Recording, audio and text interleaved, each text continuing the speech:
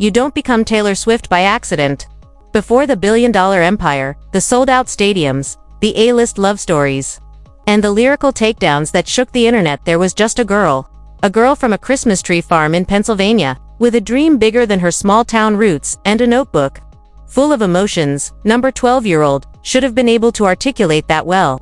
In 2016, she made $170 million in a single year, securing a Guinness World Record for the highest annual income ever earned by a female musician. Then, like only Taylor could, she beat her own record in 2019 with a staggering $185 million. But let's rewind the clock. How exactly did Taylor Swift go from performing in coffee shops by the sea to becoming the most powerful woman in music? It all started on December 13, 1989, in West Reading, Pennsylvania. Born Taylor Allison Swift, named after legendary singer-songwriter James Taylor, she was raised by a loving, business-savvy family. Her dad, Scott Swift, was a stockbroker, her mom, Andrea, a mutual fund marketing executive. And while her brother Austin found his calling in acting, Taylor found hers in melody, thanks in part to her grandmother, Marjorie Finley, an opera singer whose voice echoed through church halls and later, through Taylor's own lyrics. She spent her early years living on a literal Christmas tree farm because of course she did. Between goat feedings and holiday magic, music slowly took root. Summers were for Stone Harbor, New Jersey, a quiet seaside town where Taylor performed acoustic sets in coffee shops, unknowingly giving her first concerts to beachgoers and latte lovers. Raised in a Christian household, she attended preschool and kindergarten with the Bernardine Sisters of St. Francis, before switching to the Windcroft School. But it wasn't until the Swift family moved to Wyomissing, Pennsylvania, that her passion truly exploded. She enrolled in the Berks Youth Theater Academy, starred in local productions, and started performing at every festival, fair, and function she could find. Her idols: Shania Twain, Patsy Cline, LeAnn Rimes, the Dixie Chicks. Her weekends spent in New York City taking vocal and acting lessons. Her dreams: pure Nashville. Then came the turning point, a documentary about Faith Hill. That was it. Taylor was done dreaming, she was now chasing. At just 11 years old, she and her mother packed up demo tapes, karaoke covers of Dolly Parton and the Dixie Chicks, headed to Nashville. Taylor personally handed them to record labels on Music Row, thinking her future would begin right then and there. But instead of doors opening, they slammed shut. Still, rejection only fueled her fire. She picked up a guitar at age 12 and, with help from a local musician named Ronnie Creamer, wrote her very first song.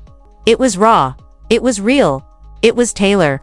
By 13, she was working with talent manager Dan Dimtro, landing a gig modeling for Abercrombie and Fitch, and getting her original music featured on a Maybelline CD. Big moves for someone who hadn't even started high school. Then came the moment that changed everything. At a showcase in 2003, Taylor caught the attention of RCA Records. They saw what we all now know. This girl wasn't just good, she was a game changer. RCA signed her to an artist development deal, marking the official start of one of the most legendary careers in music history. And the rest? Well, we'll get to that. Because Taylor Swift's story isn't just about fame or fortune. It's about grit, reinvention, the art of turning rejection into fuel and heartbreak into a global phenomenon.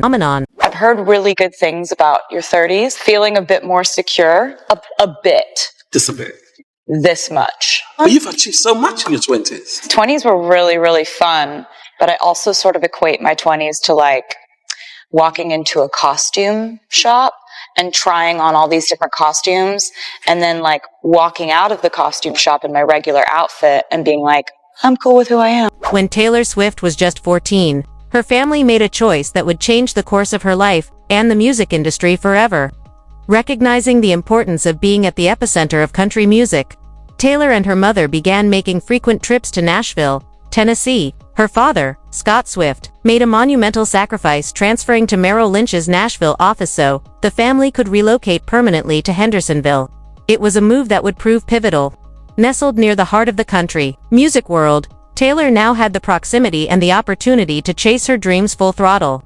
She enrolled at Hendersonville High School, but as her music career began to accelerate, she switched to Aaron Academy, a homeschool program that allowed her to balance her growing tour schedule with her education. In classic Taylor fashion, she graduated a full year early, a testament to her relentless drive and focus, even as a teenager. Cue soft instrumental version of Tim McGraw, then came the breakthrough. At just 15, Taylor Swift signed with Big Machine Records. Within a year, she released her debut single Tim McGraw, a heartfelt ballad inspired by a high school romance. It was the perfect introduction. Sincere, nostalgic, and unmistakably Taylor. The track set the stage for her self-titled debut album, Taylor Swift, which would soon take the music world by storm. The album soared to number 5 on the Billboard 200 and claimed the number 1 spot on the US country albums chart, an extraordinary feat for a debut release. Hit after hit followed. Our song, Teardrops on My Guitar, and Should Have Said No established Taylor not just as a young newcomer, but as a force of storytelling and authenticity in a genre rooted in both. Certified for X-Platinum, Taylor Swift was just the beginning. The rise to global superstardom in 2008. She returned with Fearless, the album that would catapult her from country prodigy to global pop phenomenon. It topped charts in the US, Canada, New Zealand, and beyond, achieving 6x platinum certification in the United States alone. The album gave us anthems that defined a generation, Love Story and You Belong With Me, songs that transcended genres and generations alike. Her performances began matching the caliber of her hits, sharing the stage with icons like Faith Hill, John Mayer, and Justin Bieber. Taylor proved she could hold her own and then some. She was no longer the industry's next big thing. She was the thing. Award show dominance and cultural impact. The awards soon followed by the dozens. American Music Awards, Grammys, and Billboard Music Awards flooded her shelves, including a jaw-dropping 23 Billboard Music Awards, solidifying her status as one of the most decorated artists of her era. But Taylor Swift's reach extended beyond music. Her magnetic personality and relatability made her a favorite guest on Saturday Night Live, Dateline NBC, and even fictional roles in shows like CSI, Crime Scene, Investigation, and Hannah Montana, the movie. She wasn't just a pop star, she was a pop culture fixture. A new era of creative control. In a bold and groundbreaking move, Taylor redefined what it meant to be an artist in the digital age. In late 2020, during the quiet stillness of the pandemic, Taylor dropped not one, but 2 surprise albums, Folklore in August and Evermore in December. Both were haunting, introspective, and critically acclaimed. They marked a shift from her commercial sound to a more indie-folk aesthetic, and once again, she thrived. Folklore became the best-selling album of 2020 in the United States, selling 1.2 million copies. It earned her Album of the Year at the 63rd Grammy Awards, making her the first woman in history to win that category 3 times. Record-breaking reinvention. In October 2022, Taylor unveiled her 10th studio album, Midnights. The release shattered records from day one. Its lead single, Anti-Hero, became the most streamed song in a single day on Spotify. But even more astonishing, Taylor became the first artist in history to occupy the entire top 10 of the Billboard Hot 100 in a single week. In 2023, she launched the Eras Tour, a spectacular celebration of every chapter of her career. The tour not only captivated millions, but rewrote history, selling more tickets in a single day than any tour before it. By its end, the Eras Tour had grossed over $2 billion, making it the highest-grossing concert tour of all time. A billion-dollar legacy with a current net worth of $1.5 billion. Taylor Swift is not only a musical titan but also a savvy businesswoman. Her real estate portfolio alone is worth an estimated $150 million, including properties in Nashville, New York, Rhode Island, Los Angeles, and London. Each estate reflects a different part of her personality, eclectic and timeless. The Nashville Mansion. In 2011, Taylor purchased an 8,000-square-foot estate on 6 acres of land in Nashville's elite suburbs. More than just a home, it's a tribute to her roots, a return to the city that believed in her before the world did. As Taylor Swift's career skyrocketed, so did her net worth, and with it, her investments in some of the most enviable properties across the United States. From historic mansions to modern lofts, her real estate portfolio is a striking reflection of her taste, success, and ever-evolving artistry. Nashville Mansion, where elegance meets southern charm. In 2011, Taylor made a smart investment in her roots, purchasing an 8,000-square-foot mansion just outside Nashville for $2.5 million. Today, the home is estimated to be worth over $6 million, and it's easy to see why. The estate is a harmonious blend of luxury and warmth. As you enter, you're greeted by an inviting entry hall with a grand, carpeted staircase, accented by a floral centerpiece. Hardwood floors stretch across the home, complementing crown moldings and a brick fireplace with a wood mantel that give the living room its cozy, timeless appeal. But the heart of the home, the gourmet kitchen. Spacious and stylish, it features a solid marble island, floor-to-ceiling cabinets, and a breakfast nook perfect for casual mornings. Just off the kitchen is a butler's pantry and wet bar, ideal for entertaining guests in true Southern fashion. Upstairs, the primary suite offers peace and privacy, complete with a luxurious ensuite bathroom and access to a private deck. The third floor hosts 3 additional bedrooms, each with vaulted ceilings and hardwood charm. A fifth room doubles as a recreational space or guest suite, offering flexibility for any lifestyle. And the luxury doesn't stop indoors. Step outside and you'll find a heated swimming pool, hot tub, and a beautifully paved patio perfect for summer nights. A detached garage adds convenience, while the basement wine cellar makes this home every bit as elegant as its owner. New York City Loft, where 1989 came to life, nestled in the heart of downtown Manhattan. Taylor's former Art Deco loft is one of the most iconic properties in her history. It was here that she shot the Polaroid photo series for her groundbreaking 1989 album, a visual transition from country darling to pop superstar. Originally owned by film director Tanis Hazmi, the property has since been acquired by Sarah Johnson, daughter of billionaire Charles B. Johnson. Though remodeled and expanded, much of its unique character remains.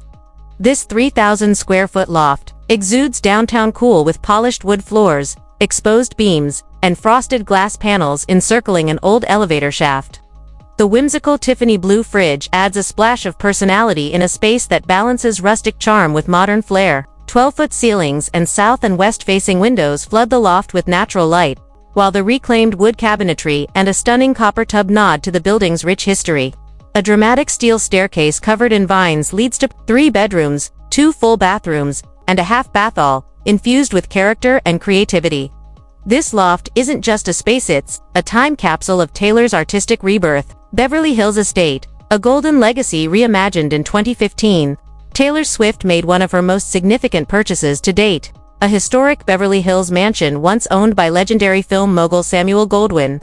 She bought it for $25 million, then embarked on a meticulous restoration project to preserve its old Hollywood charm while incorporating modern luxury, now estimated to be worth at least $70 million. The mansion is a true masterpiece. Inside, the home radiates grace and grandeur. The dining room, complete with an 8-seat table and elegant white chairs, sets the stage for both intimate dinners and glamorous gatherings. The living room boasts a stately fireplace and plush seating, while the 6 bedrooms and 5 bathrooms reflect thoughtful design and enduring beauty.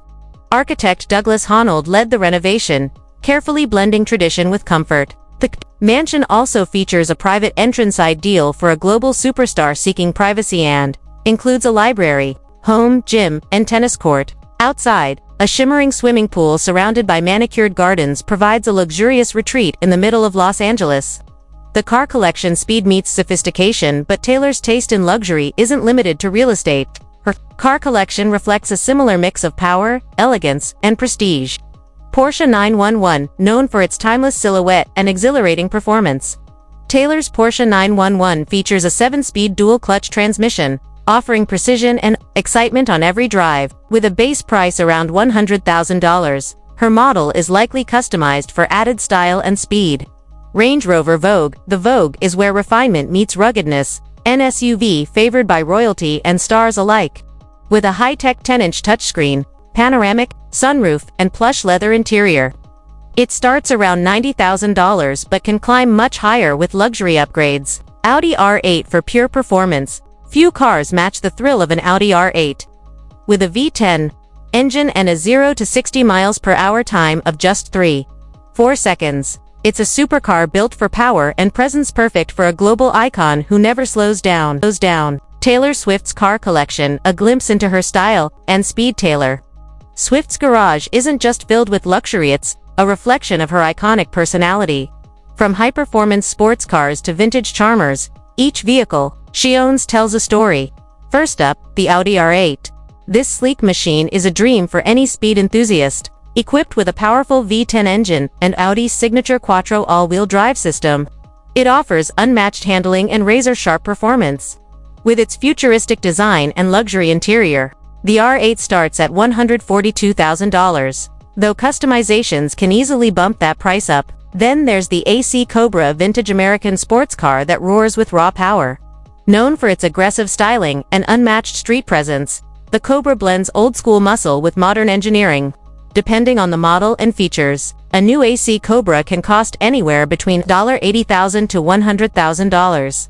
Now for something a little more. Swift, her pink Chevrolet, believed to be a custom vintage Chevy Camaro, stands out as one of the most unique in her fleet.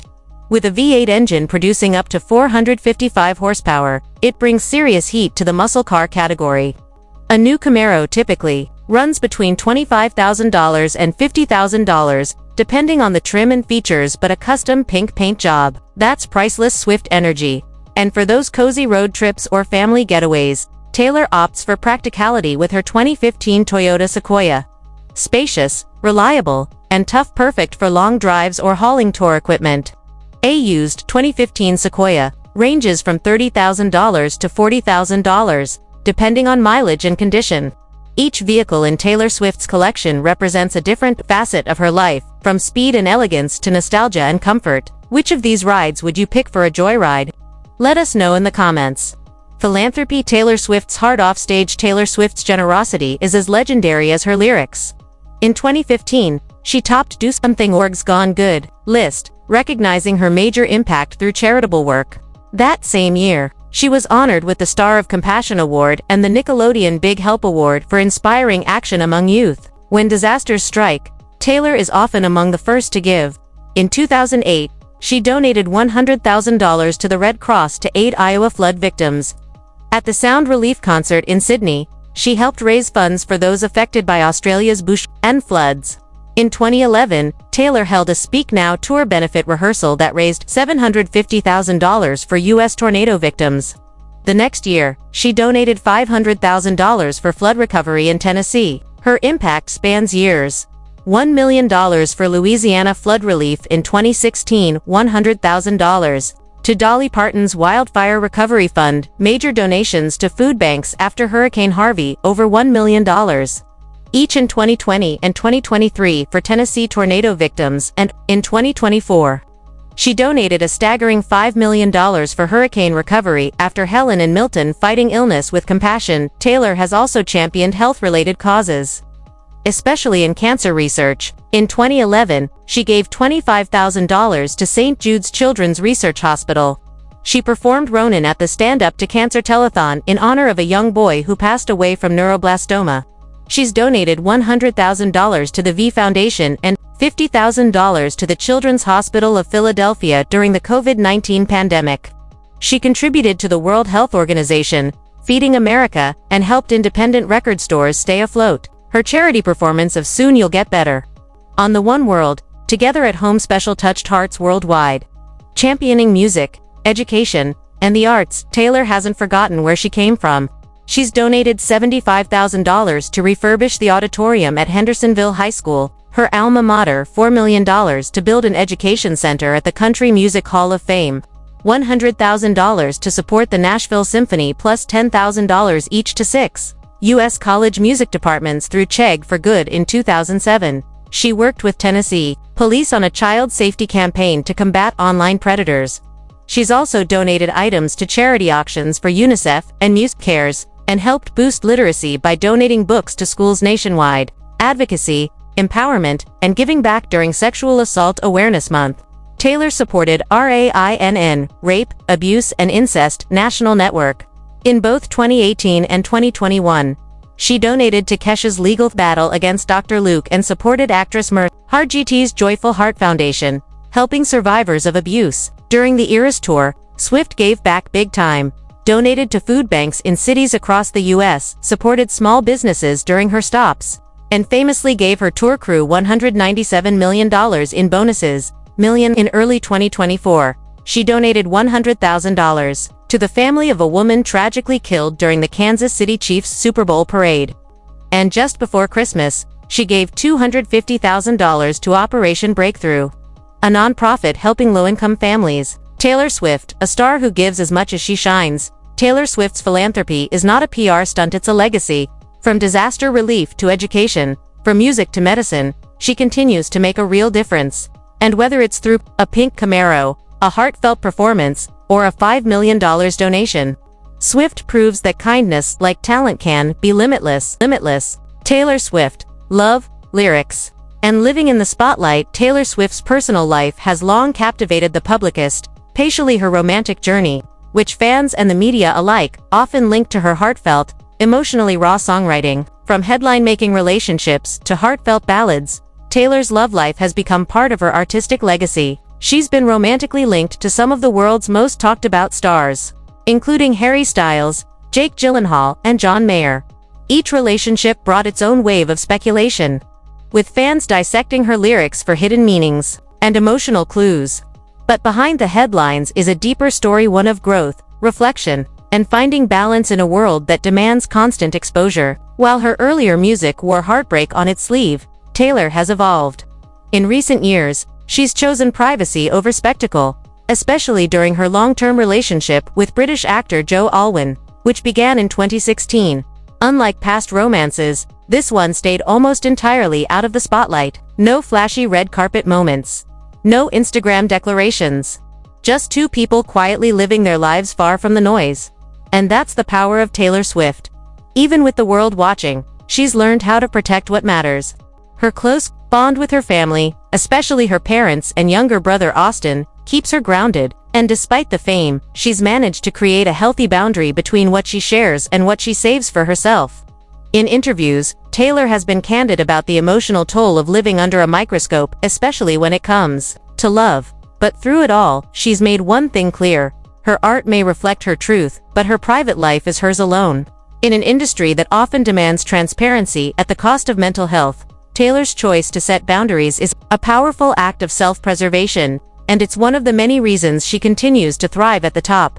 Thanks for watching. If you enjoyed this deep dive into Taylor Swift's life, love, and legendary career, don't forget to hit that subscribe button and turn on notifications.